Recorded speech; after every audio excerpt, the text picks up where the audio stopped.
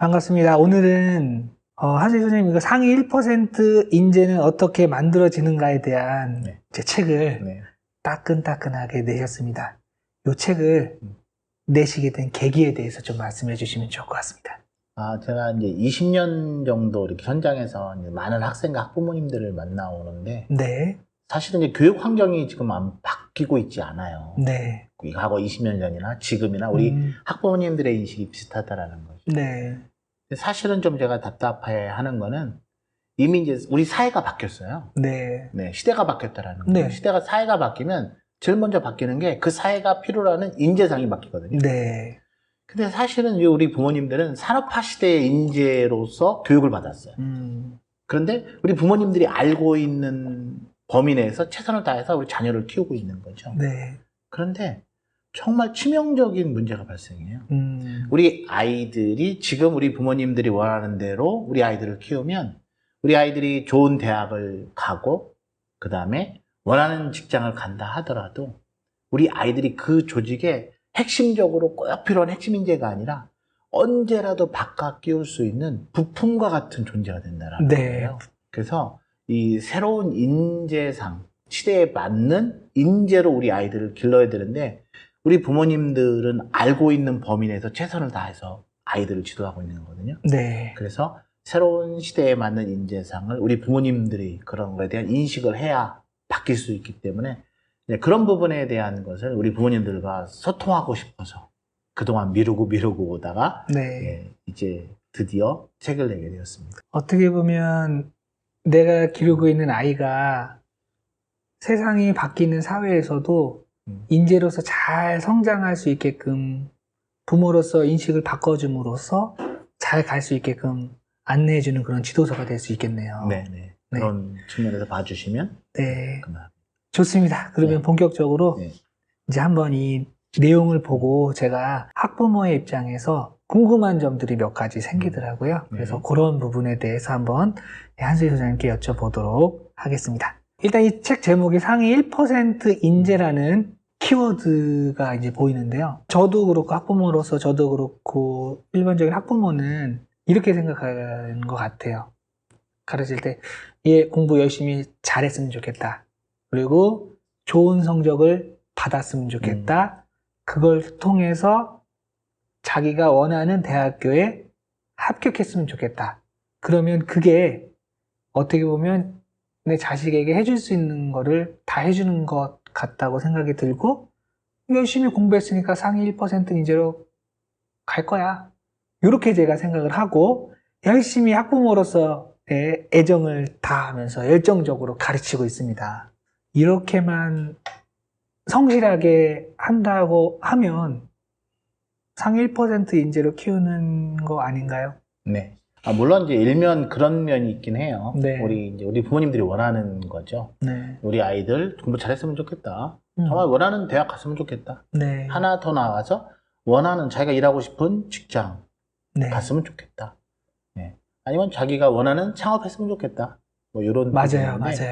네, 실질적으로 이게 일면은 맞는데 이제 제가 보기에는 이 수단과 목적이 뒤바뀐 게 문제라는 거예요. 다시 말해서 우리 아이들이 어렸을 때부터 애가 뭘 좋아하는지 애가 뭘 잘하는지 애가 뭘 했을 때 행복감을 느끼는지 정말 궁극적으로 얘가 뭘 하고 싶어 하는지에 대해서 그 아이의 탤런트, 재능을 찾아주면서 그 아이가 갈 길, 방향성을 잡아서 가도록 그 과정에서 대학은 목적이 아니라 수단이어야 되는데 우리 이제 대한민국의 우리 학부모님들은 이게 바뀌었다라는 거예요.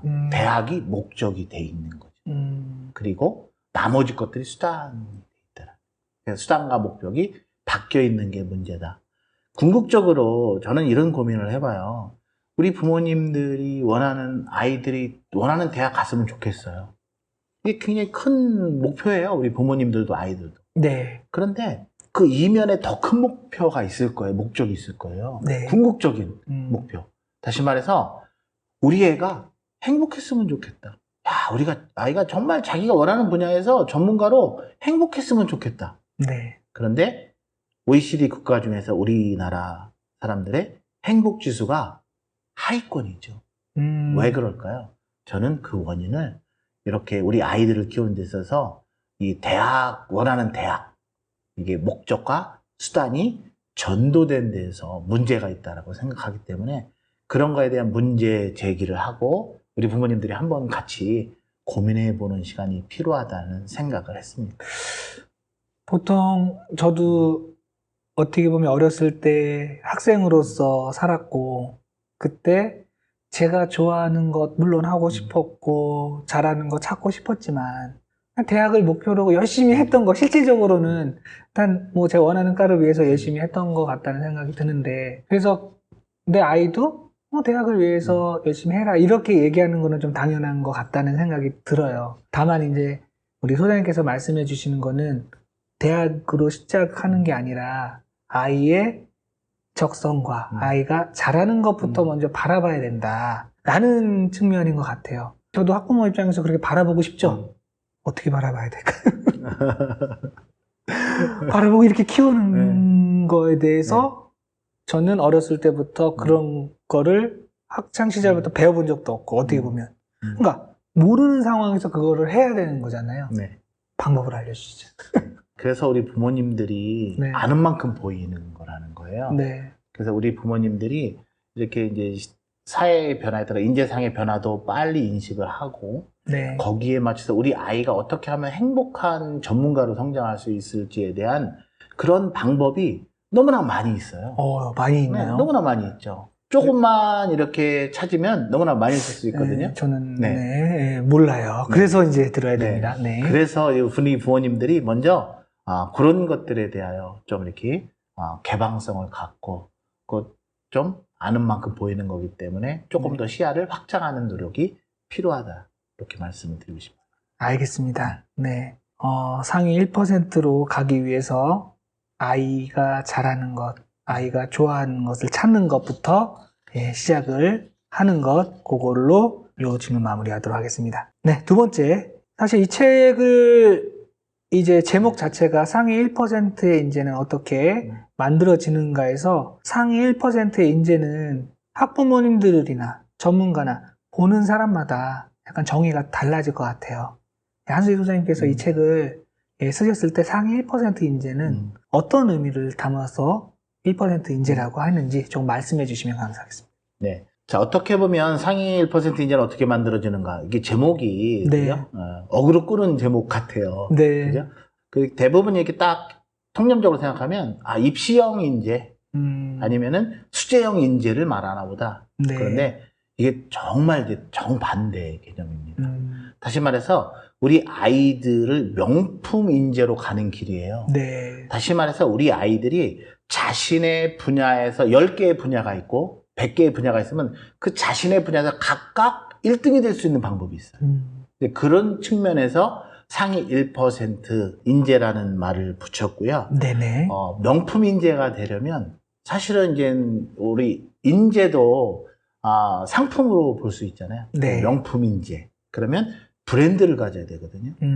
브랜드를 갖는다라고 하면 브랜드 철학이 있어야 돼요. 네. 근데 거기서부터 우리 부모님들과 정보를 공유하는 건데, 네. 예를 들어가지고 저는 지금 어떤 브랜드를 가지고서 활동하고 있냐면, 대한민국 대표 비전 디자이너. 네. 이런 브랜드를 가지고 활동을 하고 있거든요. 네. 그런데 이 브랜드는 어떻게 만들어졌느냐?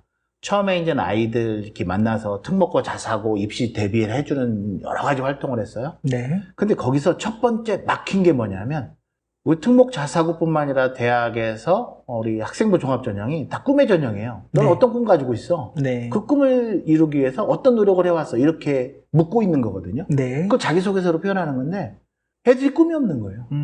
꿈이 없으니까 자기소개서에 쓸 거리가 없는 거예요. 그러니까 자기소개서가 아니라 자기소설을 써야 되는 거죠. 네. 그래서 고민했어요. 어떻게 하면 아이들에게 꿈과 비전을 찾아줄까? 네. 이게 바로 뭐냐면 제가 세상에 던진 질문이에요. 이렇게 이런 질문을 던지면 그 방법을 찾게 돼 있어요. 네. 그래서 아이들에게 꿈과 비전을 찾아주는 방법을 찾아서 적용하기 시작했던 거죠. 네. 그러면서 제가 저 나름대로 대한민국 대표 비전 디자이너야라는 브랜드를 만들고 네. 지속적으로 그런 이름을 가지고 브랜드를 가지고 강연 활동을 하고 학생들을 만나고 학부모들을 만났거든요. 근데 시간이 지나면서 대한민국 대표 비전 디자이너 하면 사람들은 한수희라고 명명하죠. 네. 네. 다시 말해서 자신의 분야를 찾아서 그 아이들이 그 분야에서 최고가 될 수 있어요. 그러니까 그 아이들을 하나의 기준으로 나서 줄을 세워서 등수를 매겨 등급을 매겨서 하는 것이 아니라 자신의 분야를 찾으면 자신의 분야에서 최고가 될 수 있다. 이게 명품 인재가 되는 길이다. 그렇기 때문에 누구나 어렸을 때부터 이런 과정을 거치면 상위 1%로 자신의 분야에서 최고의 인재가 될 수 있다. 네, 그것을 우리 부모님들과 공유하고 싶은 거예요. 네.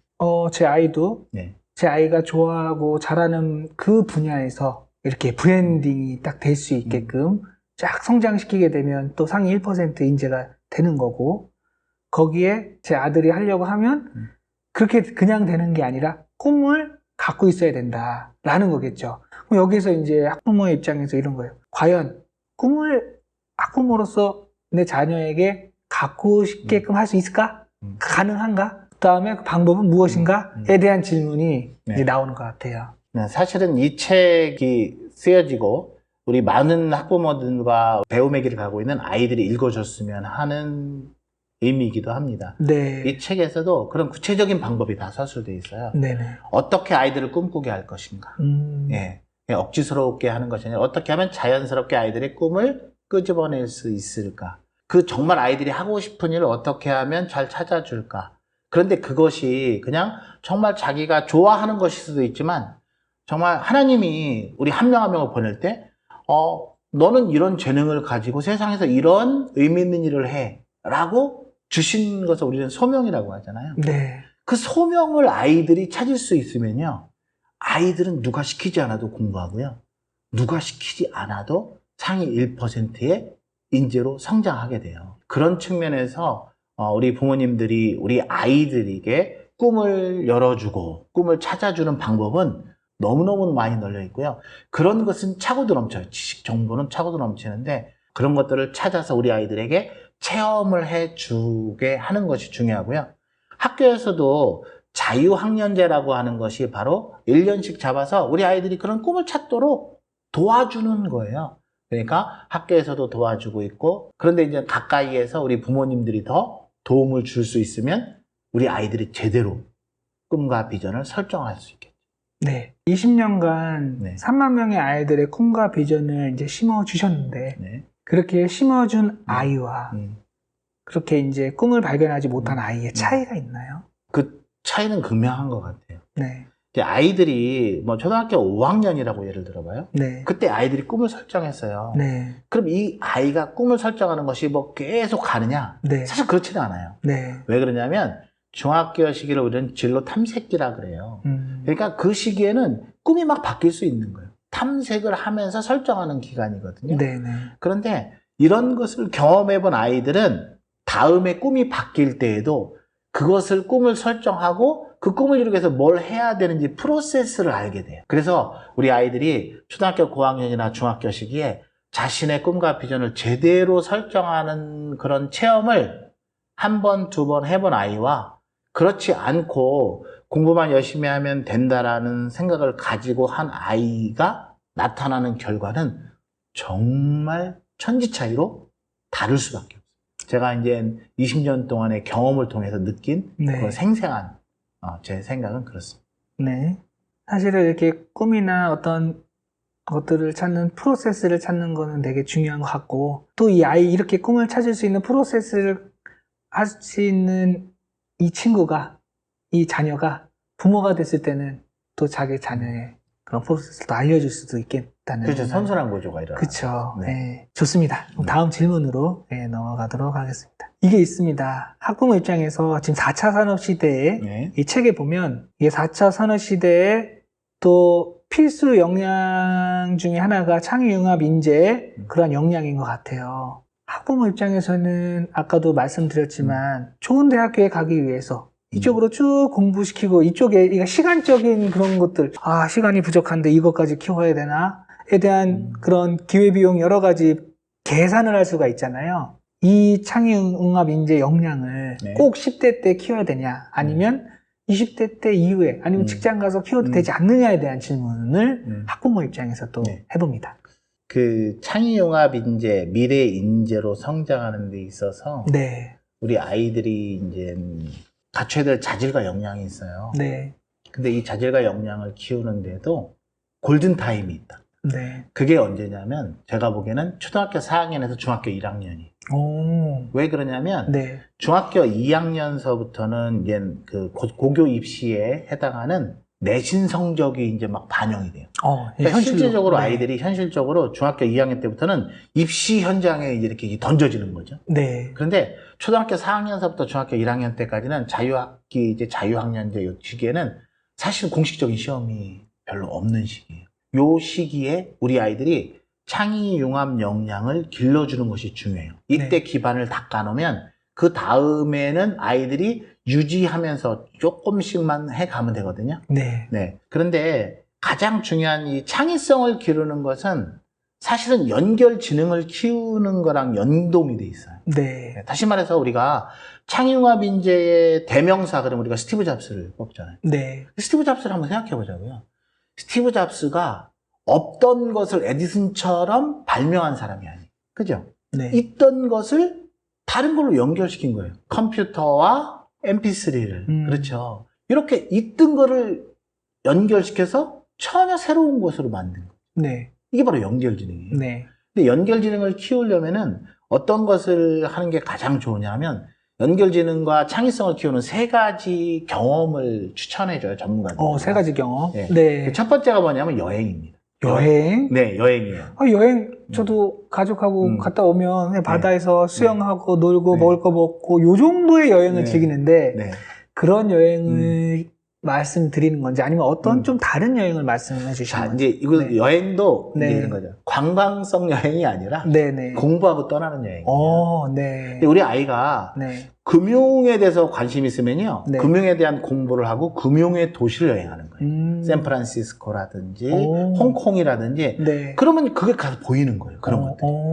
그러니까 이게 아이들이 공부하고 떠나는 여행이어야 된다는 거죠. 네. 예를 들어 가지고 우리가 유럽 여행 갈 때 루브르 박물관에 갈 때 그냥 가는 아이랑 네. 서양 미술사에 대한 배경 지식을 가지고서 더 실질적으로 현장에서 보고 싶은 거, 알고 싶은 것에 대한 질문을 가지고 가는 아이는 차원이 다른 거죠. 그 3번째는 뭐냐면 지식인과의 만남. 지식인과의 만남은 이렇게 이렇게 강연회 같은 데도 많이 가는 것도 좋은데 네. 그것보다 더 좋은 거는요. 여행, 지식인과의 만남이 있지만 독서예요.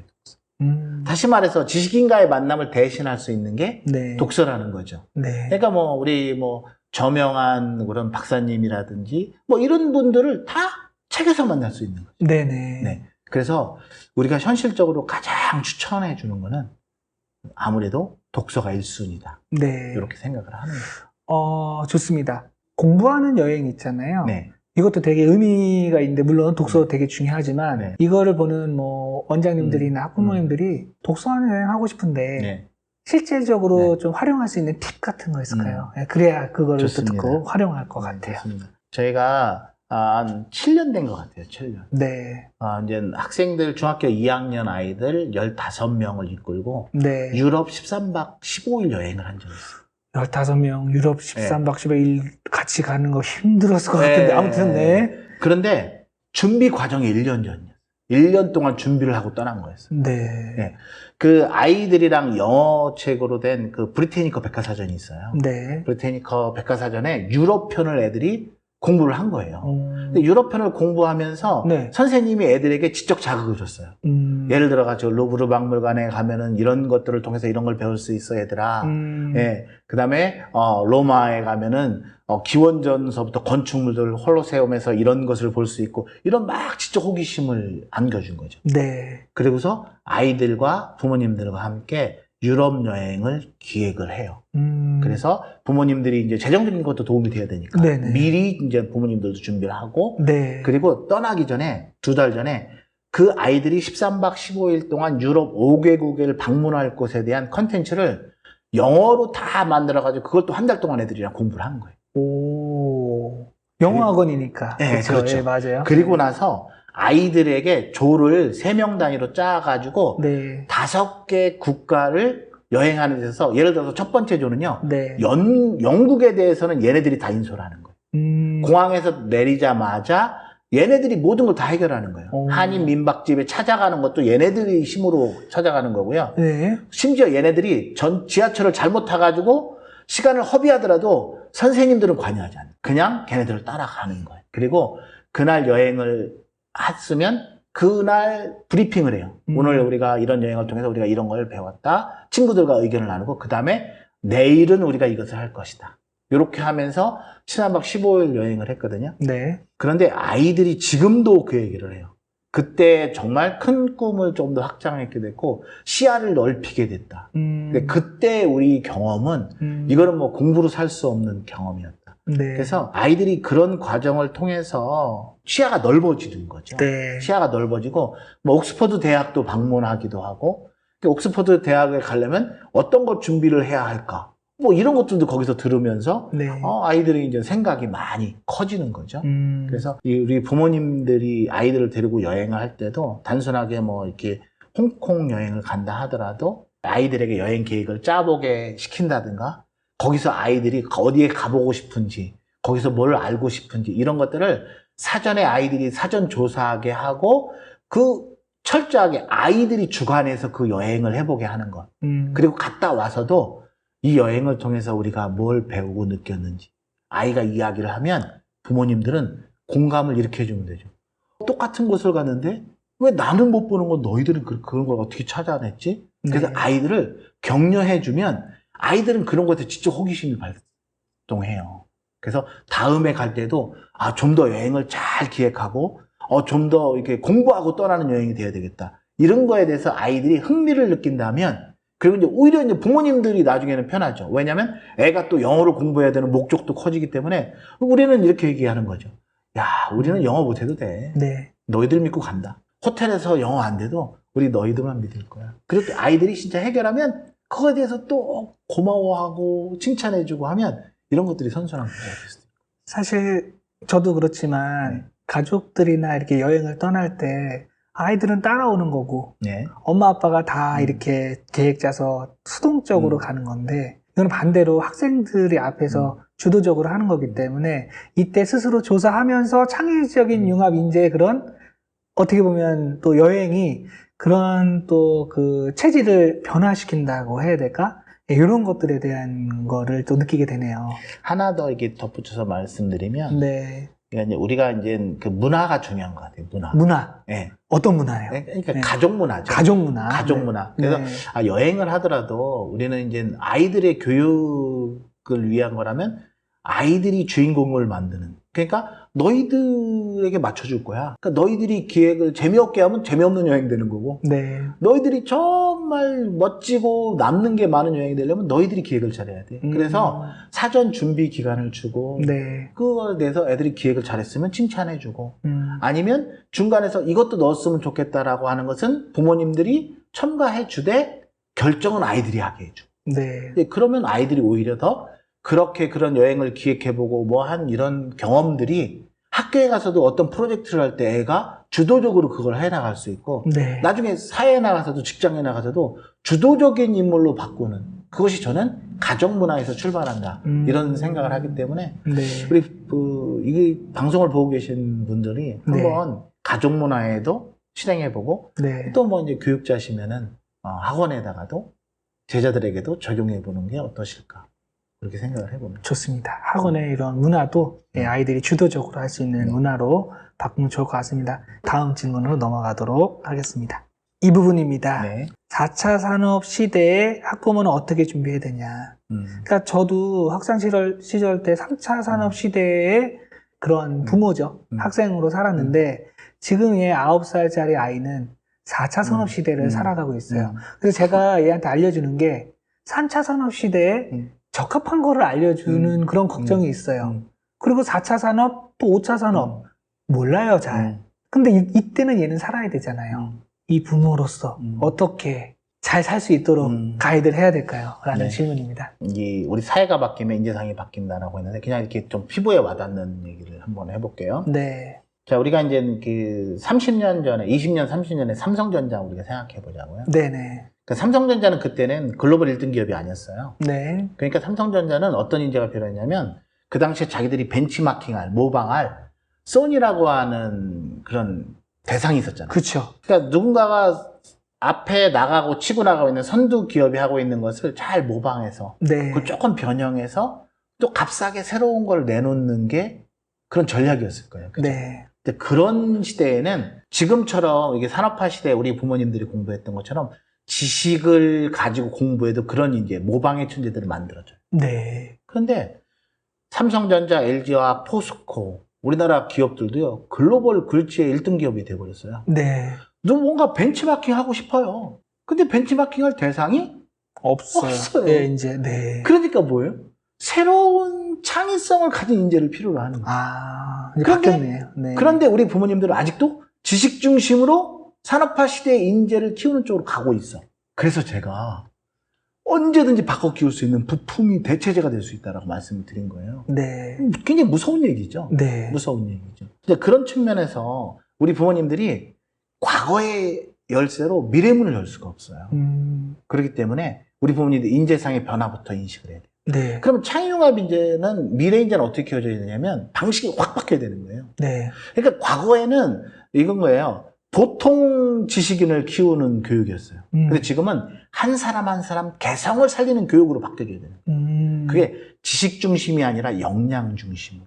네. 그러다 보니까 교사 중심 수업이 아니라 학생 중심으로 가야 되고요. 네. 그러니까 암기 중심이 아니라 생각하는 힘을 길러주는 그런 교육. 네. 과거에는 결과 중심이었어요. 너 전교에서 몇 등이? 그게 아니라 과정 중심에서 결과와 연계시키는 이 교육이 바뀌어야 되는 거예요. 네. 그러니까 창의성을 가진 인재, 협업 능력을 가진 인재를 키우려면 네. 이거부터 우리 부모님이 인식하는 것에서 출발해야 돼요. 그것을 인식하면 방향성을 잡는 것만 해도 우리 아이들을 미래 인재로 키우는데 50%의 길이 열려요. 네. 네. 그러니까 우리 부모님들이 산업화 시대의 인재를 키우는 방식을 지금까지 이게 최선이라. 왜? 아는 만큼 보인다고 말씀드렸잖아요. 네. 그게 지금은 최선이에요. 그러니까 부모님들 잘못이 아니에요. 네. 그러니까 내가 그런 교육을 받고 나는 그런 인재야. 그러니까 내가 아는 최선을 다하는 거야. 그런데 앞으로 미래사에서는 이미 지금 사회에서도 이게 통용이 안 되고 있는 거예요. 그래서 우리 부모님들이 먼저 그런 변화의 방향성만 읽어주면 그 다음에는 어떻게 해야 될지는 이제 방법이 나오는 거예요. 네네. 그런데 이것을 처음의 것을 받아들이지 않으면 이 방법이 안 나오는 거죠. 계속 지식 중심으로. 그래서 아이들을 그냥 학과 공부 열심히 하고 내신 열심히 따고 대학 가는 걸 했고, 근데 결국 그렇게 양성된 인재는 이미 현재 기업에서도 그런 인재를 면접에서 안 뽑고 있더라. 그래서 그런 측면에서 우리 부모님들이 4차 산업혁명 시대를 대비한 우리 아이들의 자질과 역량을 키워주는 것은 이것을 인식하는 곳에서 시작됩니다. 그럼 만약에 네. 한수희 소장님께서 네. 지금 제 아이 네. 9살짜리 네. 바라보면서 네. 그렇다면 인식은 이미 바뀌어 있는데 실제 어떻게 얘를 또 가이드를 해야 될까에 대한 부분도 궁금할 것 같아요. 예를 들어서 우리나라는 입시하고도 그러니까 뭐 중학교 2학년에는 입시하고 연결된 그 나이대, 네. 그 전 나이대로 구분해서 네. 좀 어렸을 때는 좀 어떻게 했으면 좋겠다. 또 이제 입시로 들어갔을 네. 때는 또 어떻게 했으면 좋겠다. 우리가 네. 일반적으로는 대부분 학부모님들은 다 알고 있는데 4차 산업 시대의 학부모의 관점에서는 어렸을 때는 어떤 거 어떻게 더 하고 중학교 2학년 때부터 어떤 거를 몇 가지를 좀 다르게 한다. 이 차이점에 대한 가이드를 좀 해주시면 좋을 것 같아요. 네. 아주 좋은 질문이고요. 네. 우리 부모님들에게 제가 이제 조언 드리고 싶은 거는 어떤 거냐면, 이게 통계 조사에서 보면은 우리 부모님들이 이제 유아 교육 굉장히 중시해요. 우리 아이들이 이제 영유아 때부터 교육을 굉장히 많이 시키거든요. 네. 그 중에 많이 해주는 게 뭐냐면, 어렸을 때부터 애들 책을 접하게 해주는 거예요. 책 읽어주고 막 이런 거 많이 하잖아요. 네네. 그런데 실질적으로 책을 아이들이 제대로 읽기 시작해야 되는 초등학교 3학년 시기가 되면 네. 아이들이 독서량이 이제 극점으로 떨어져요. 그래서 계속 성인까지 이제 독서량이 줄어드는 거죠. 네네. 이게 이제 역행하고 있다라는 거예요. 오히려 초등학교 3학년서부터 제가 아까 골든타임 말씀드렸죠. 네. 중학교 1학년 때까지는 입시에서 좀 후리한 시기예요. 이때 아이들의 이제 독서를 통해서 아이들의 역량을 길러줘야 되거든요. 네. 그러니까 아이들의 연결 지능도요, 독서를 통해서 해주는 게 제일 좋아요. 그런데 초등학교 시기에는 아무래도 아이들의 성품 교육하는 측면의 독서를 추천해드리고 싶고요. 네. 그래서 그러니까 성품 교육을 하면은 성품을 키우기 위해서 독서를 컨텐츠로 갔잖아요. 네. 사실은 성품이 24가지 성품이 있어요. 네네. 성품 교육을 하면 네. 아이러니하게도 공부는 상위 0.1%에 올라갈 수 있는 자질이 거기서 생겨요. 사실은. 네, 이게 성품이랑 인성이랑 우리가 공부랑 따로 논다고 생각하시는데 네. 24개의 성품에 보면은 창의성도 거기에 성품에 들어가 있고요. 네. 다 들어가 있거든요.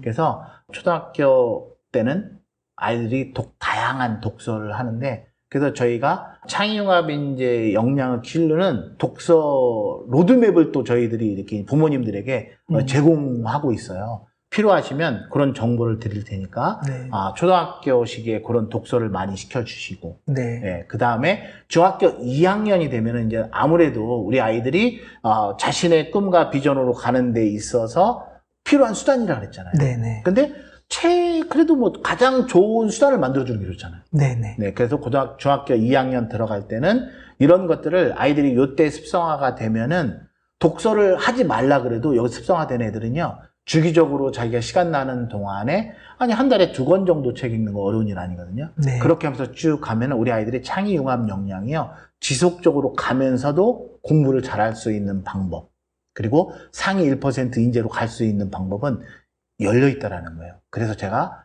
초등학교 4학년에서 중학교 1학년 시기가 골든타임이다. 이 골든타임을 잡으시면 좋다라는 말씀을 드렸던 거예요. 어찌 보면 그 연결 지능의 또 핵심 부분이 이제 독서인 거고, 어렸을 때는 사실은 성품 독서. 네. 근데 사실 성품 독서에 대해서 좀 이해가 안 돼요. 그러니까 어떻게 해야 되지? 성품 네. 독서 이런 거예요. 네. 어떻게 해야 될까요? 예. 네. 요거는 이제 그래서 이제 우리 부모님들에게 요건 전문가들이 도움을 줘야 되는 거예요. 네. 그 예를 들어 가지고 이런 거예요. 리더십을 키우는 데 좋은 책들. 네. 요거를 저희가 이렇게 구분해서 가이드를 해드려요. 초등학교 1, 2, 3학년 아이들은 리더십을 키우기 위해서는 요런 책들을 추천합니다. 초등학교 4학년에서부터 6학년 아이들은 요런 책들이 좋습니다. 중학생들은 요런 책들이 있습니다. 그래서 이렇게 이제 3단계로 구분해서 추천을 해드려요. 네. 제가 아까도 말씀드렸지만 창의성을 기르기에 좋은 책들은 초등학교 저학년 아이들용 따로, 초등학교 고학년 아이들 따로, 중학생들 거 따로. 그러니까 이런 것들은 전문가의 도움을 받는 게 제일 좋죠. 네. 그래서 그런 거에 대한 것들은 저희가 정보를 계속 드릴 수 있어요. 독서라고 하면 어떻게 보면 아이들이 뭐 독해력 아니면 뭐 어떤 지식, 그러니까 이런 쪽에 그 편식을 할 수가 있는데, 네. 그러니까 편식하지 말고 네. 그냥 성품적으로 이런 것들이 쭉 넓혀놔야 나중에는 더 이렇게 또 좋겠네요. 네, 이제 이런 부분에서도 저희들도 이제 전문가들도 시행착오를 겪어요. 네. 네, 저희는 이제 사실은 진로에 맞게 아이들을 추천을 해줬거든요, 책을요. 근데 진로, 예를 들어서 경영자로 키우고 싶은 아이들이 있다. 네. 그러면 이제 이걸 경영자에게 필요한 책을 전공에 대한 경영과 관련된 거, 네. 계열과 관련된 책들, 그리고 예를 들어 경영학이 인문사회 쪽이잖아요. 네. 그러면 자연과학이라든지 공학 쪽은 사실 융합 확장해주는 책들이에요. 네. 이런 걸 3가지로 이렇게 구분해가지고 가이드를 해줬는데, 네. 아무래도 이렇게 시간이 지나면서 아이들에게 적용해보면서 느끼는 게 이런 거예요. 초등학교 시기에는 오히려 좀 아이들이 다양한 책을 읽게, 자기 뭐 이렇게 전공과 관련된 게, 뭐 초등학교 애들이 뭐 전공 이것까지 그걸 지금 요렇게 해줄 필요가 있겠나. 오히려 성품을 키워주고, 인성을 키워주고, 리더십을 키워주고, 이렇게 좀 이게 아이들이 편식하지 않는 독서를 초등학교 때는 가이드를 해주고, 중학교 2학년 때부터는 그 아이가 의사가 될 아이야. 그러면 의학과 관련된 전공 도서들. 그리고 이제 의학대학 있죠. 수의학뿐만 아니라 의학대학 계열, 더 큰 계열. 영어 교사가 되려면, 영어 교육이 전공이라면 사범대학에서 다루는 거 있잖아요. 이게 계열 적합이에요. 좀 큰 범위죠. 그리고 나서 융합 확장은 제가 아까도 말씀드렸지만, 이게 영어 교육이 인문사회라고 하면 자연이라든지 공학이라든지 이렇게 반대쪽에 있는 배경 지식을 쌓아야 애들이 그게 이제 연결 지능이 생기는 거거든요. 네, 그렇게 해서 창의융합 인재를 키우는 방식을 가이드해 주는데, 초등학교 단계에서는 그래서 성품을 키우는, 리더십도 사실은 성품에 다 들어가요.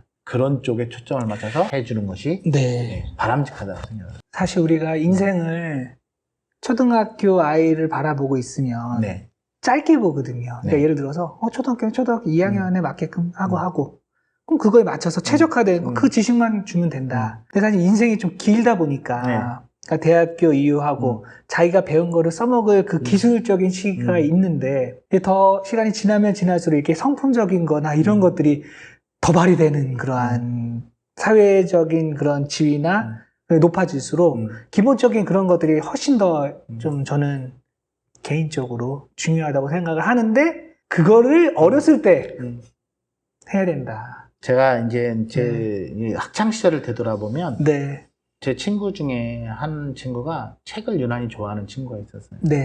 그 아이는 초등학교에서 중학교 갈 때는 성적이 탁월하게 상위권이 아니었어요. 그런데 제가 깜짝 놀란 거는 고등학교 이후의 성적이 최상위권으로 치고 가더라는 거죠.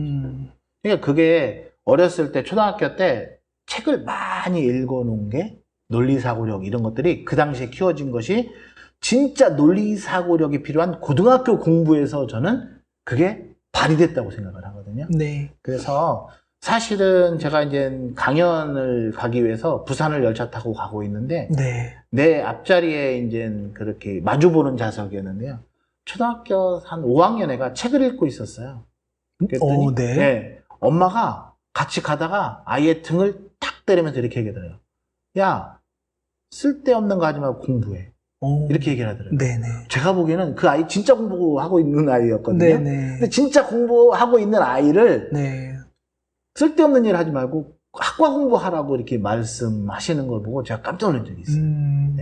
그래서 진짜 공부를 시켜야 되지 않느냐. 실질적으로 우리 아이들에게 필요한 역량은 진짜 공부인 그런 독서 이런 것들에서 온다라는 점을 우리 부모님들이 공감했기 때문에 아마 유아기 때 막 책 읽어주고 하셨을 거예요. 근데 그 열정이 왜 초등학교 3학년 이후가 되면 이게 이제 그때부터 입시를 이제 준비시켜야 된다는 생각에 그것을 이제 내려놓게 하는 거죠. 그러니까 이게 역행한다. 그래서 학과 공부와 독서를 병행해서 얘가 인생을 오랫동안 행복하게 하려면 그런 것들을 같이 충분하게 하면 좋겠다라는 그러한 깨달음을 얻습니다. 다음 질문으로 내 아이의 진로 선택의 기준입니다. 한수희 소장님 아들에 대한 얘기가 최근에 나오죠. 분명히 굉장히 재밌는 에피소드. 분명히 이제 부모님들은 경영자가 되기를 꿈꿨고 그거에 대한 고등학교나 대학교 로드맵이 있는데 갑자기 아들이 연극 영화를 하겠다라는 딱 쳤을 때 아마 그때를 이제 생각하실 텐데 저도 만약에 그런 식의 아이가 나는 좀 생각하고 있는 부모가 생각하고 있는 게 있는데 연극 영화 하겠다라고 딱 왔을 때 당황스러울 수 있잖아요. 그러니까 자기는 자기 나름대로의 좋아하는 걸 찾아서 얘기했는데 부모와의 꿈과 다른 거예요. 어떻게 우리는 해야 또 될까? 한수희 소장님의 또 경험을 좀 말씀해 주셔서. 제가 이제는 이렇게 아이들의 꿈과 비전을 찾아주는 비전 디자이너라는 역할을 하지 않았으면 저는 이제 우리 집사람 의견에 동조했겠죠. 아들아, 연극 영화 그런 소리 하지 말고 엄마가 가이드는 대로 경영자의 길을 가. 그러기 위해서 가장 유리한 외고나 국제고로 가. 이렇게 했을 거예요. 그런데 이제 제가 이렇게 비전 디자이너의 길을 가면서 이렇게 공부를 하면서 제가 이제 비교한 대상이 있어요. 그러니까 세계적으로 교육열 1등 하면은 두 민족이 걸어온대요, 항상. 한국인과 유대인. 근데 한국인 부모와 유대인 부모의 극심한 차이가 있어요. 극심한 차이는 뭐냐면 한국인들은요, 아이의 목표를요, 아이의 골을 부모가 정해요. 부모가 정해요. 그리고 아이를 거기다 밀어넣어요. 예를 들어가지고 이런 거예요. 내 아이는 바이올린을 잘 치게 하고 싶어. 그러면 내가 정해놓고 바이올린 학원에다 밀어넣어. 그런데 유대인들은 그렇게 하지 않는다. 아이가 무엇을 좋아하는지, 애가 하고 싶은 일이 뭔지, 그거를 아이랑 상의해서 애가 필요하지 않은 건 안 시킨다라는 거예요. 애가 좋아하지 않은 건 안 시킨다라는 거예요. 그러니까 진짜로 예를 들어 애가 엄마 나 피아노 배우고 싶어. 그러면 물어본대요. 왜 피아노가 배우고 싶은데? 왜라는 걸 물어보네요. 네. 그거에 대해서 부모님이 설득이 안 되면, 공감이 안 되면, 네. 안 시키는 거예요. 예를 들어가지고, 옆집에 누가 하니까, 이런 건 이유가 되지 않는 거예요. 이해가 되나요? 네. 엄마, 그, 피아노 소리가 너무나 아름답게 느껴지고, 나는 그런 걸, 연주를 들으면 행복해. 나는 그런 예술적 감성 능력을 키우고 싶어. 이렇게 얘기하면, 엄마는 그거 시켜주는 거죠. 그래서, 유대인들은 이런 거예요. 아이랑 상의를 해가면서 아이가 뭘 좋아하는지, 아이의 탤런트가 뭔지, 내 재능이 뭔지를 찾아주려고 하면서 아이랑 같이 목표를 정하고 그 목표를 향해서 아이가 가도록 가이드하는 거죠. 그러니까 선택을 누가 하느냐가 중요해요. 네. 최종 선택을 아이가 하게 해준다는 거예요. 그런데 한국인 부모님들은 본인이 야, 우리 3대 때 의사 가문이야. 네가 가업을 이어야지. 너는 의대 가. 의대도 서울의대 아니면 안 돼. 이렇게 고를 부모가 정하는 거예요. 네. 그러다 밀어 넣는 거예요. 그러니까 아이가 생각해 보세요. 저는 이제 학부에서 영문학을 전공하고 네. 대학원에서는 이제 경영학을 했어요. 네. 좀 경영을 더 좋아. 나중에 보니까 경영을 더 좋아했더라고요. 영문학보다. 네. 근데 영문학을 내가 선택했지만 내가 영문학과에 가서 공부하면서 내가 공부하려 했던 영어가 이거 아니야. 근데 내가 선택한 거니까 그냥 선택에 대한 책임으로 졸업을 했어요. 네. 근데 만약에 이게 우리 부모님이 너 영문과 가 이렇게 선택한 거라면 저 100% 유턴했을 거예요. 아니 내 길을 이 길이 아닌 것 같아. 내 길 아닌 건데. 그래서 많은 대학생들이요. 부모가 정해주면 애들이 대학을 다니다 말고 중퇴하고 유턴을 하는 거예요. 그러면 재수하거나 삼수를 하게 되죠. 그럼 생각해보세요. 21, 22, 19, 20, 21살에 1년이나 2년을 다시 공부하기 위해서 허비했나? 그래도 자기 목표가 바뀌는 거잖아요. 네네. 그럼 그 목표를 위해서 지금까지 쌓아왔던 것이 역량들이 물거품이 될 수도 있죠. 이게 엄청난 손실이라는 거예요. 예. 그래서 우리 아이들의 진로 문제만큼은 아이들의 생각을 존중해주고 아이와 의논하면서 최종 결정을 아이가 하도록 도와준다는 측면에서 제가 선택했던 건 바로 그런 거예요. 그래서 아이들 연기학원에 데려가서 이제 상담을 받아보고 저는 솔직히 포기하기를 바라고 간 거거든요. 네. 그래서 한번 제가, 해봐라. 네. 이게 그렇죠. 호락호락하지 않다. 네. 그래서 제가 책에 재밌는 에피소드 다 실어놨어요. 네. 예를 들어가지고 이런 거예요. 수업료가 40만 원인데 아이 상담 받고 나서 애 나가 있게 하고 네. 또 다른 40만 원을 또 드렸어요, 선생님한테. 이거는 특별 수업료다. 네. 네. 그래서 사실은 이제 연기하는 애들이 네. 뭐 영화 대본 공부하고 뭐 이럴 것 같지만요. 네. 실제 처음에는요. 애들이 뭐 연기만 하는 게 아니라 무용도 해야 되고 이런 몸을 만드는 것도 해야 되기 때문에 네. 운동도 엄청나게 시켜요. 그래서 정말 제가 뭐라냐면 신체의 한계를 낄 때까지 애를 빡세게 시켜라. 네. 그래서 얘가 자기 길이면은 그것을 감당해낼 거고 네. 만약 그렇지 않으면 일주일 내에 기부업하게 해줘라. 네. 수강료 환불하지 않겠다. 네. 네. 근데 그 선생님이 본질에 충실하셨던 거예요. 애가 3일 정도 막 갔다 오더니 몸살 앓더라고요. 네. 끙끙 앓고 막 식은땀을 내요. 네. 이제 포기하겠구나. 그렇죠. 그래서 캐디를 불렀죠. 네. 그리고 제가 집사람한테 가서 얘기했어요. 여보 조금만 기다려. 당신이 원하는 답을 갖다 줄게. 점점 오고 있어. 예, 그때가. 근데 얘가 네. 항복 문서를 안 가져오는 거예요. 한 달 뒤에 포기하지 얘가 않고. 포기할 줄 알았는데 아빠 다음 달 수강료 주세요 이렇게 얘기하는. 그래서 제가 우리 집사람한테 여보 미안하지만 포기해 이렇게 얘기하면서 네. 우리 아이가 가고 싶은 길을 가게 한 에피소드가 그 이후에 또 하나의 재미난 에피소드가 실려 있거든요. 네. 네. 그래서 결론은 아이랑 상의하면서 최종 결정은 아이에게 해준다. 그래야 아이들가 나중에 부모를 원망하지 않고 최종 선택에 대한 책임을 아이가 진다. 그런 측면에서 네. 좀 열린 사고로 이렇게 길은 많은 것 같아요. 제가 아까도 말씀드렸지만 성공하는 길이 과거에 획일적으로 보면은 그렇잖아요. 뭐 검사, 판사, 변호사, 해가지고 의사 막 이런 거 우리 사자 막 하잖아요. 네. 이게 뭐 정말 선호하는 직업군 뭐 10개 내외에 애들이 다 몰리면 이게 경쟁률이 심화되니까 거기서 상위 1% 되기 힘든 거잖아요. 근데 우리 아이들은 지금은 이제 이렇게 다양한 시대인 거예요. 니즈도 다양한 시대인 거거든요. 자기의 분야에서 제가 아까 말씀드렸잖아요. 100가지 분야에서 각각 자기들이 전문가로 1등 할 수 있어요. 이게 상위 1% 인재라고 말씀드렸잖아요. 네. 그런 길을 열어주는 것이 스마트한 부모가 아닐까. 그런 게 있는 것 같아요. 네. 그러니까 이제 한수희 소장님께서는 이제 두 아이가 다 컸기 때문에. 네. 근데 이 영상을 봐야 될 대상은 이제 키우고 있는. 그렇죠. 네. 그래서 키우고 있을 때는 그 컸을 때 이 결과를 생각을 하지 못하는 거죠. 그러니까 네. 부모가 다 짜주고, 네. 사실은 짜주고 이렇게 아이들한테 해. 이게 제일 쉬운 방법이거든요. 네. 그리고 이때는요, 결과도 보이지 않아요. 네. 하지만 대학교를 가고 나서 네. 유턴을 한다던가, 오히려 우리가 짜놓은 게 이 아이한테 맞지 않아서 불행을 줄 수 있다는 사실을 네. 10대 때 모르는 거죠. 모르죠. 결과가 20대, 30대 때 나오는 거잖아요. 근데 이게 무서운 거죠. 그러니까.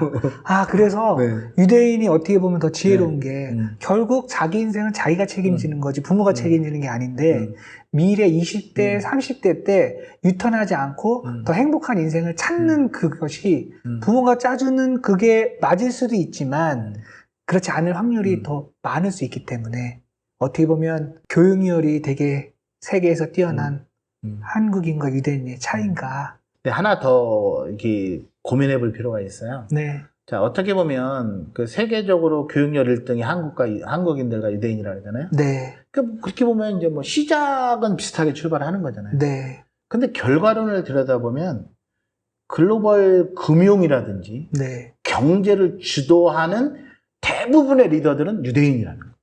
네. 그러니까 글로벌 금융시장, 경제권을 장악하고 있는 사람들은 이게 이제 퍼센티지로 보면은 비율로 보면 비교가 안 될 정도라는 거예요. 네. 이런 게 왜 일어날까? 왜 시작은 비슷한데 나타나는 결과는 너무나 이렇게 천지 차이가 일어날까를 보시면 네. 이게 이제 우리 그 한국인들이 가지고 있는 양육 태도가 올바른 것인지, 유대인들이 가지고 있는 자녀 양육 태도가 올바르신 것에 대한 비교가 될 거라고 생각을 해요. 그래서 아이가 주인공이 돼야 애가 행복하고, 그리고 네, 아이들이. 그래요. 어쨌든. 키워드가 왔네요. 아이의 인생은 아이가 주인공이 되어야지 부모가 주인공이 돼서 따라오게끔 하면 지금은 좋아 보일지 모르지만 나중에 더 안 좋은 결과가 일어날 수 있다라는 사실을 이걸 보시는 분들은 그래서 결국에는 아이와 함께 우리는 그 많은 정보와 경험을 해주고 또 4차 산업시대에 맞게끔 그런 인식으로 계속 가이드 해주면서 최종 결정은 아이가 할 수 있도록 진로 선택 기준 유대인은 아이가 스스로 선택할 수 있게끔 선택을 한다라는 걸로 이 질문은 마무리하도록 하겠습니다. 네, 다음 질문. 또 한수희 소장님께서 이런 고민을 하셨네요. 독서를 즐길 수 있게 만들자. 어떻게 하면 참여한 모든 아이들이 책을 읽게 할 수 있을까? 어떻게 하면 독서를 공부로 인식하지 않고 즐기게 할 수 있을까? 아마 많은 학부모님들은 아이들이 책을 보고 싶어 하는데 책을 안 보고 뭐 게임하거나 뭐 하거나 막 이렇게 해서 걱정을 많이 하는 것들이 현실일 것 같다는 생각이 듭니다. 이 부분에 대한 조언해 주시면 감사하겠습니다. 그냥 우리가 지금 학습적으로만 봐도요. 네. 이 상위 1%, 0.1%라고 봐도 좋고요. 네. 그 학습적으로 우수한 아이들의 공통점이 있어요. 그게 뭐냐면 지적 호기심이 있다라는 거예요. 지적 호기심. 네. 뭔가 자꾸 알고 싶은 거예요. 네. 이제 이거 책을 예를 들어서 책을 보고서 네. 여기 책을 나왔는데 이게 이 책에서 나온 이 부분이 네. 예를 들어서 나는 적정 기술이라고 하는 것이 이제 이렇게 엄청난 기술이 아니지만 뭐 예를 들어서 적정 기술이라는 거 이런 거예요. 우리가 이제 아프리카 애들이 이제 풍토병에 걸려서 많이 이제 애들이 죽어가고 있잖아요. 네네. 근데 오염된 물을 먹어서 그런 거거든요. 그래서 이제 우리가 이제 아프리카 아이들을 도와주기 위해서 뭐 우물 파주기 운동 뭐 이런 거 지원해주기도 이렇게 하잖아요. 한국에서도 많이 네네. 보내잖아요. 그런데 한 적정 기술을 가진 사람이 이런 걸 했어요. 자전거에다가요. 정수통 2개 같은 걸 다른 거예요. 그리고 이 정수 장치를 이렇게 하는데 그 자전거에다 한 거예요. 네. 그래서 위에 있는 통에다가는 오염된 물을 붓고서 그 자전거를 통해서 한 200m 정도만 가면은 네. 이게 정수장치가 돼가지고 밑에 깨끗한 물이 되는 거예요. 오이고. 근데 이거 하나가 한 20만 원 정도 하면은 만들 수 있는 거예요. 네. 그러면 그런 것이 2개만 있으면 한 마을에 사람들이 다 깨끗한 물을 먹는 거예요. 와. 이게 적정 기술이에요. 네. 근데 그런 사례를 보고 네. 애들이 야 이거 이런 의미 있는 게 있어? 이런 작은 과학 기술을 가지고 이렇게 세상에 기여할 수 있어?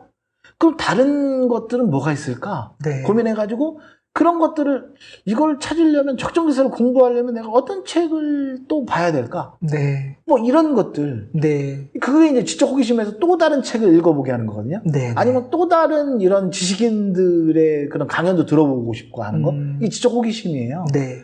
그러다 보니까 어렸을 때부터 아이들이 책을 읽었을 때 그냥 우리가 아이들이 질리게 하는 독서가 아니라 그냥 의무적으로 너가 책을 읽고 뭐 독후감을 써 이게 아니라 네. 이 책을 읽고 애가 지적 호기심이 발현되도록 부모가 도와주는 게 중요하다라는 거죠. 네. 그러니까 이 책을 통해서 그냥 뭐 네가 많이 안 해도 좋아. 하나만 얻은 게 있으면 하나만 얻은 거 있으면 그 하나만 말해줄래? 그러면 이제 얘가 이제 그것을 책을 다 읽고서 얘기했어요. 그러면 이제 뭐를 칭찬해 주냐면 무엇보다 야, 너는 그 지구력을 가지고 이 책을 다 읽어냈구나. 엄마는 하루에 5장 읽는 것도 아우 힘들었는데, 아, 우리 아들 대단하다.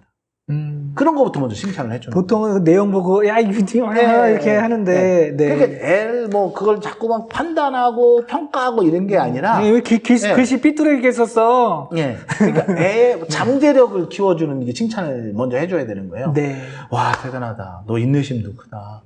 그거 고도의 집중력이 있지 않으면 안 되는 거야.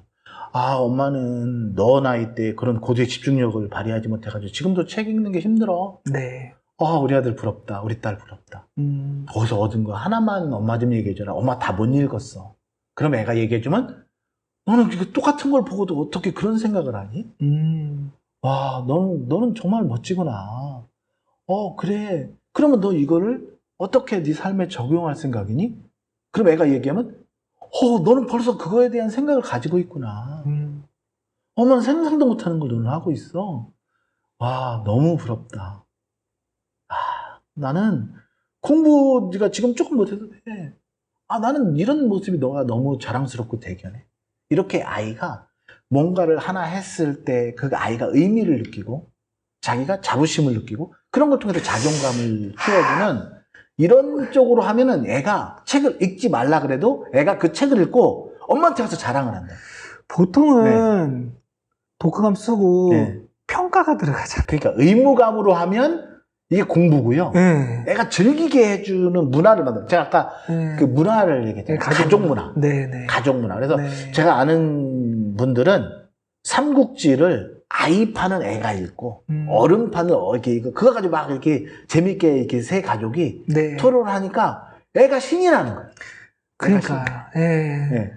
그래서 그런 독서하는 문화도 이제 우리 부모님들이 뭐 애들만큼 이렇게 막 다 통독을 해가지고 할 필요는 없어요.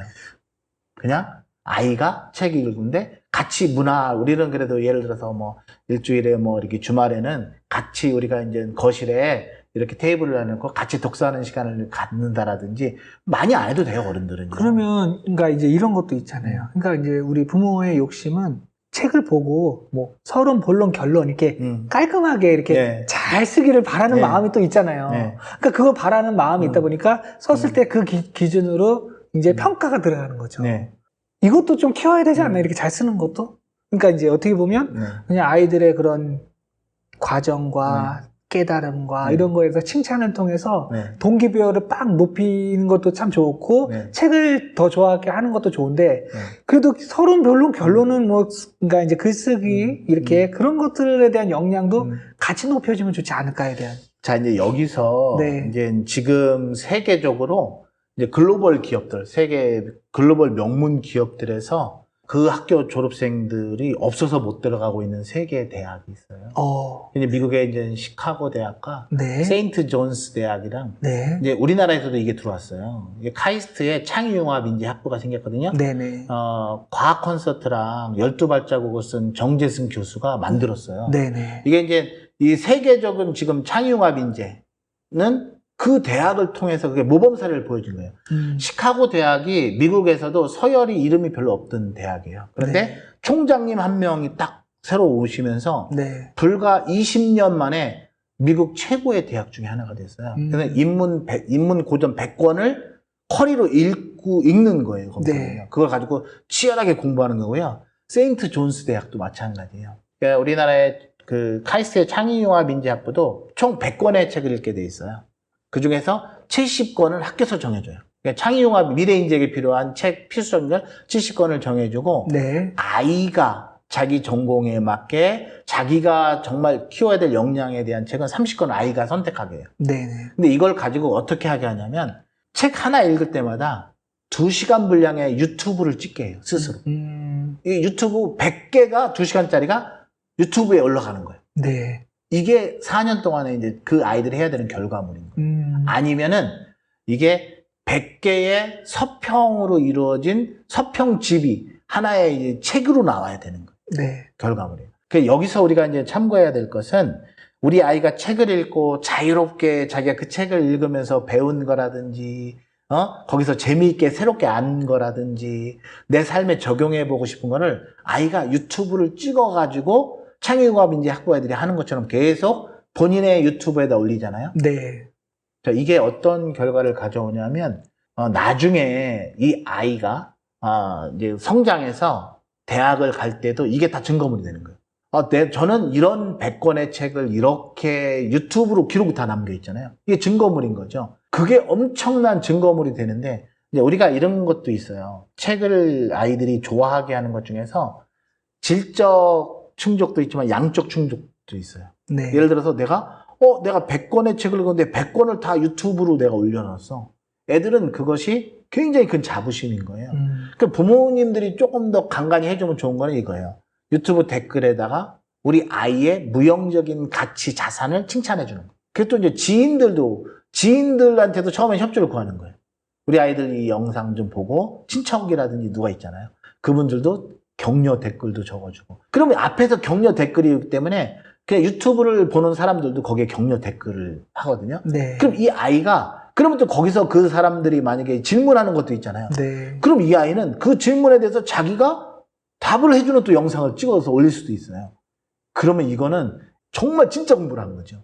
이게, 그러면 이런 아이들이 성장하면 카이스트의 창의융합인재 학부 같은 데 가서도 정말 공부를 잘 해낼 수 있는 능력이 되고, 이런 아이들은 우리가 입도 선매라 그러잖아요. 입도 선매. 네. 미리 이제 대학교 2학년 때나 3학년 때 이런 인재들은요, 글로벌 기업에서 미리 애들을 선정해 놓고 나서 장학금을 주고 용돈을 주는 거예요. 그 졸업하면 자기 기업에 오게 하는 거죠. 그래서 지금 오히려 저는 취업하기 힘들다라는 아이들이 이야기를 하는데, 이게 초등학교 때부터 이렇게 성장한 아이들은 정말 글로벌 기업에서 얘네들을 모셔가지 못해서 안달이 나는 그런 인재로 성장할 수 있는 절호의 기회라고 생각을 하거든요. 네.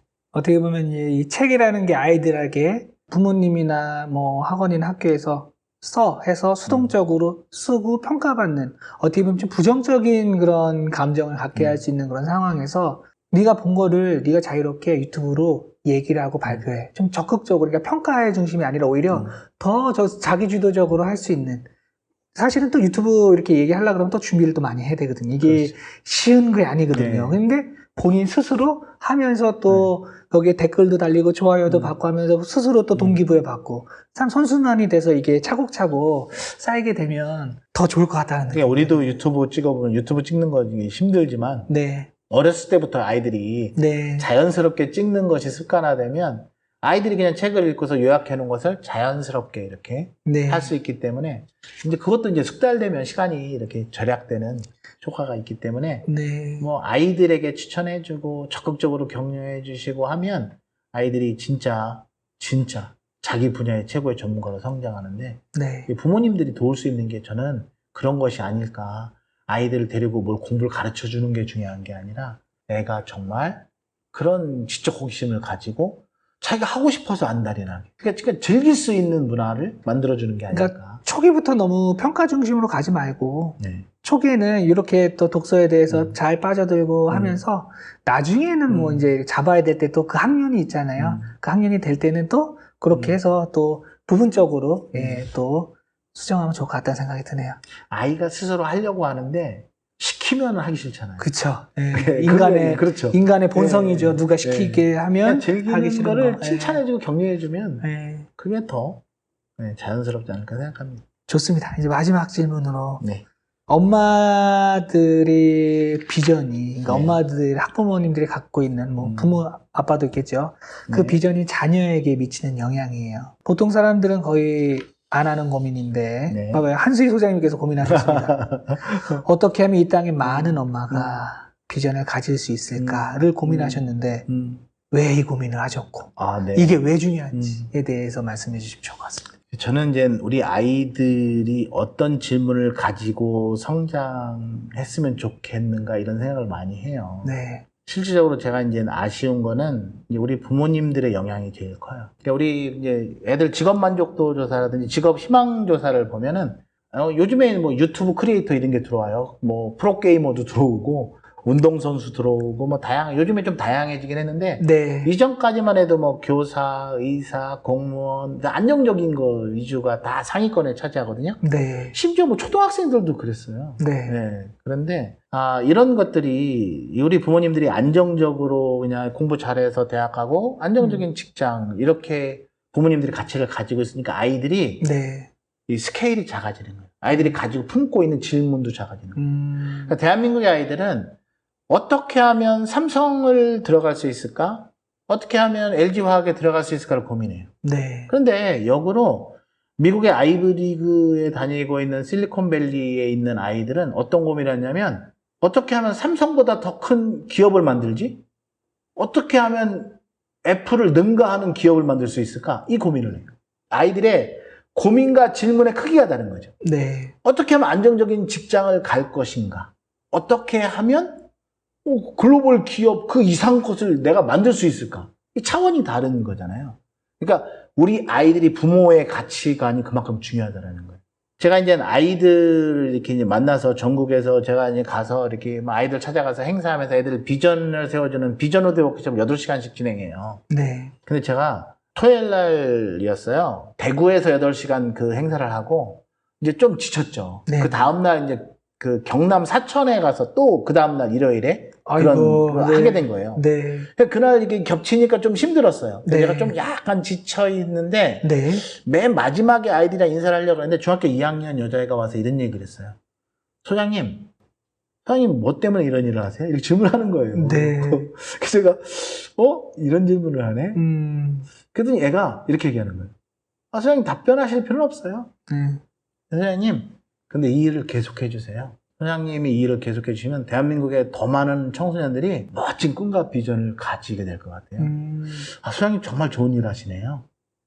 근데 소장님 뭐 오늘 힘드신 것 같지만 그래도 지쳐 계시지만 행복해 보여서 좋았어요. 제가 그 아이의 그 한마디를 들으면서 제가 뭘 느꼈냐면 어쩌면 내가 이렇게 지방에 와서 아이들과 하루 종일 애들 막 가슴 설레는 꿈을 끄집어내주고 비전을 뭐 잡도록 도와주는 일은 의미가 있지만 이건 어쩌면 이벤트에 불과할지도 모르겠다는 생각을 했어요. 그래서 이 아이들, 꿈을 찾은 아이들의 누군가가 가까이에서 그 아이들의 꿈과 비전에 물을 주고 영양분을 주는 사람이 필요하지 않을까라는 고민을 그때 처음으로 했어요. 그래서 제가 이 아이들의 꿈의 비전에 물과 영양분을 주는 사람은 누굴까? 누가 되면 최선일까를 생각하는데 두 종류의 부류의 사람이 생각났어요. 하나는 선생님들이 아이들을 가르치는 선생님들. 또 하나는 부모 중에서도 엄마. 그래서 제가 순차적으로 선생님들에게 비전 디자이너 전문가 과정을 만들었고요. 그 다음에 비전맘 페스티벌이라 해가지고 엄마들이 실질적으로 자기 꿈을 끄집어내게 하는 3시간짜리 어머님들 강연을 만든 거예요. 거기서 제가 말하는 게 뭐냐면 엄마가 1% 비전을 가지면 자녀는 90% 비전 리더로 성장한다. 그러니까 엄마가 큰 비전을 가져야 되는 이유는 이런 거예요. 부모의 꿈이 좁쌀만한데 그 밑에서 자라나는 자녀의 꿈이 눈덩이만큼 창대할 수 없어요. 그래서 우리 부모가 큰 꿈을 가져야 되는 이유입니다. 그래서 내 아이가 90% 비전 리더로 성장하는데 내가 3시간 정도 시간을 내서 정말 내 비전을 탐색하는 일을 우리 부모님들이 게을리해? 이걸 제대로 알면 우리 부모님들도 그래? 나의 조그만 꿈이 내 아이가 미래인재로 성장하는데 발목 잡아? 그런 생각을 할 수 있잖아요. 그래서 사실 제가 비전맘 과정은 1년에 최소 5차례에서 10차례 정도는 제가 재능 기부 강연으로도 많이 했어요. 물론 이게 이제 유료 상품이기도 하지만 재능 기부 강연을 많이 했는데, 사실은 우리 아이들에게 꿈과 비전을 찾아주는 거는 국가 경쟁력을 키우는 일이거든요. 네, 그런 측면에서 저도 이제 사명이 있는 거죠. 예, 그래도 나중에, 우리 대한민국의 아이들, 인재들을 위해서 나도 이런 기여를 했어. 그것도 이제 저의 보람인 거고, 저의 사명인 거죠. 네, 그런 측면에서 우리 부모님들에게 저는 항상 외쳐요. 부모가, 특히 엄마가 1% 비전을 가지면 자녀는 90% 비전 리더로 성장합니다. 그러니까 자녀의 꿈을 묻기 전에 먼저 본인의 꿈이 무엇인지 질문하세요. 그리고 함께 엄마 자신의 꿈과 비전을 탐색해 보세요. 그래서 기회가 되면 우리 부모님들도 비전맘 페스티벌 이런 거에서 많은 분들을 만나보고 싶어요. 그런 이유로 부모님들에게 이렇게 외치고 있습니다. 이제 오늘 그 인터뷰를 하면서 전체적으로 느끼는 이 감정은 이런 것 같습니다. 모든 학생들에게는 무한한 잠재력이 있는데 부모가 너무 시야를 3차 산업시대에 이런 시야를 갖거나 꿈이 없거나 지금 살아가는 이것만 잣대를 가지고 아이들을 이 안에 넣게 됐을 때는 무한한 잠재력이 많이 작아질 수 있겠다라는 그런 생각이 들었고요. 두 번째로는 그렇다면 우리는 이제 아이들이 무한한 잠재력을 잘 발산하기 위해서 아이들에게 꿈과 독서와 여행과 여러 가지 그러한 것들을 잘 할 수 있도록 하고, 정말 삼성에 들어가는 것도 좋지만 삼성과 같은 위대한 그 이상의 기업을 또 만들 수 있는 그러한 꿈을 가진 아이들이 훨씬 한수희 소장님의 그런 소명처럼 그런 아이들의 숫자가 지금 예를 들어서 10,000명이라고 한다면 20,000명, 50,000명, 100,000명 이렇게 그러한 잠재력의 씨앗을 딱 심어줄 수 있는 40만 명, 몇백만 명 다 그렇게 간다면 자기 분야에 있어서 모두가 상위 1%의 인재로 갈 수 있는 그러한 꿈을 품을 수 있겠구나라는 거를 개인적으로 느꼈습니다. 마지막으로 한수희 소장님께서 오늘 또 이렇게 마지막으로 좀 이걸 보시는 모든 분들께 한 말씀 마무리해 주시면 좋을 것 같습니다. 네. 제가 이 책은 상위 1% 인재는 어떻게 만들어지는가, 이 책은 우리가 이제 등대에는 멀리서는 선명하게 보이는데 정작 가까이서는 존재감도 없고 불빛이 잘 안 보인다고 하잖아요. 그러니까 저도 그래요. 두 아이를 다 키우고 나서야 두 아이를 이제 키운다면 정말 미래인재로 잘 키울 수 있을 거라는 그 방법이 훤히 보이는 거예요. 그래서 내가 다시 30대로 돌아가서 두 자녀를 키운다면 그들이 미래인재로 성장하도록 어떻게 도울 것인가. 그거에 대해서 끊임없이 질문하고 그거에 대한 질문에 대한 솔루션을 생생하게 담은 책입니다. 그래서 오늘 못한 얘기가 너무 많아요. 그리고 실질적으로 우리 아이들이 꿈꾸고 연결하고 가치를 창출하는 그런 상위 1% 인재가 되는데 필요한 로드맵들이라든지 실행 방안들이 이 책에 고스란히 녹아져 있습니다. 그래서 우리 부모님들을 위한 자녀를 상위 1%로 키우는 자녀교육 지침서로서 우리 부모님들이 많이 참고했으면 좋겠다. 책을 많이 팔고 싶어서 하는 얘기는 아니고요. 실질적으로 우리 부모님들이 정말 자녀를 어떻게 제대로 키워야 되는지에 대한 인식을 같이 하셨으면 좋겠다라는 바람을 가지고 집필했고, 이것이 정말 우리 자녀 교육 현장에서 널리 활용되어졌으면 좋겠다라는 소망을 가지고 있습니다. 네, 영상을 보시는 모든 분들, 우리 자녀가 가지고 있는 그 잠재력을 잘 키울 수 있다면 상위 1%의 인재로 다 될 수 있다라는 믿음을 갖고 오늘 마무리하도록 하겠습니다. 또 더 자세한 내용은 이 책을 통해서 더 깊이 있게 살펴보시고 또 배우셔도 좋을 것 같다는 생각이 들고 오늘 이걸로 마무리하도록 하겠습니다.